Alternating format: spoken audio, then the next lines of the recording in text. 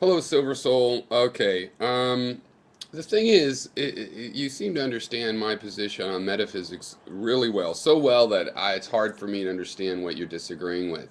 When you bring up the metaphysics as for example, paradigms of certain scientific views, how did we decide that the paradigm of a pan of a well, I was going to say pantheistic, but I'm really talking about like a Greek pantheism.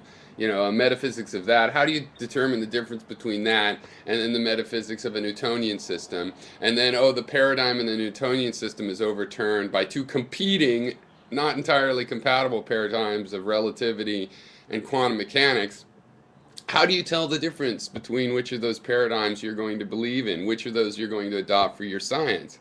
It's through empirical means. It's through testing in reality.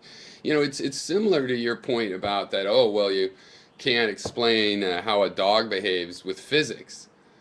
You have to go to a biologist, not a physicist. Well, the biologists don't necessarily have that explained. The point really is the explanation going to be physical in the end? Are we going to explain the behavior of a dog through the physical interactions of its body and its neural system?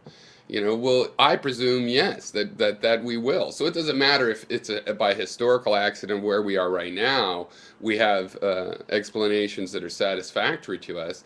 The point is that any of these assumptions that we are using to make our conclusions are also subject to question.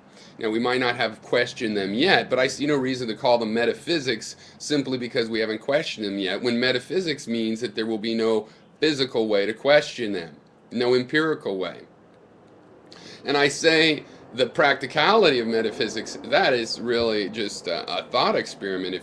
If you want to think it through, it's a matter of um, if you did successfully have a metaphysics, and by there you're saying it doesn't have an interaction with the physical world, then what would be the point? And you have to understand that I don't think that's possible. Why? Because if you've stated the system, the fact that it doesn't correlate to reality, that there isn't a physical, an obviously physical statement in it, wouldn't really mean that it doesn't have a physical presence. Why? Because you think this metaphysics and then you write a poem. You're physically writing a poem. It did interact with physics. This metaphysics led to words on a piece of paper that are physical. You know. So the real issue is, why do you want to call something like that metaphysics? I mean, we have a paradigm of relativity and incompatible with the paradigm of quantum mechanics. Um, I presume this can eventually be resolved by some third theory, with some third paradigm, and we'll judge between them based on their ability to predict phenomena. But the fact that there are two now, well, if they're metaphysics, how are they to be judged? You're not going to judge them by physics, so how are you going to judge these different physical paradigms, these paradigms for understanding the physical world, if not through a study of the physical world?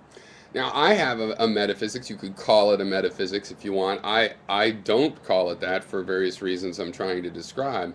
But my metaphysics is that there is stream of perceptions and we're experiencing it. And the only reason it's not a metaphysics is that that can be judged based on the experiences, our physical experiences. The things that are physical are a subset, or in some senses, all of these perceptions.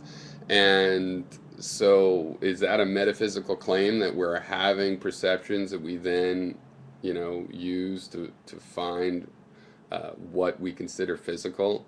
What abstraction from those discrete events of our perception go together and describe something we want to call physical because of its consistency, its nature, its interactability, how we interact with it.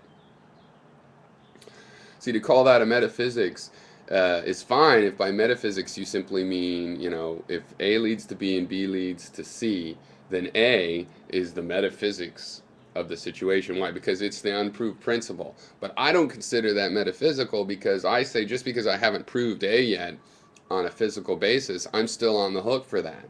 It still has to be derived from something else. And I believe you can continually derive uh, backward into your axioms. And that that the way you'll judge the success of that derivation is on how much it corresponds with the physical real world that we have. So, when you describe, or anybody describes this sort of view of metaphysics that you've described, it's these unproved assertions. Uh, how is that not just physical theory that still needs to be demonstrated? Someone can make a theory, um, as speculative as they like. It doesn't make it metaphysics, is so long as it can be judged physically, right? And what could possibly not be judged physically? Because even if you have things like string theory or something, you want to say as well, they'll never be justifiable, and therefore, but they're useful, and so therefore there's a metaphysics. Well, they are useful. You could judge such systems by the types of behavior that they inspire in the people that hold them. There's always a physical way, and it has to be a physical way because there is no other way.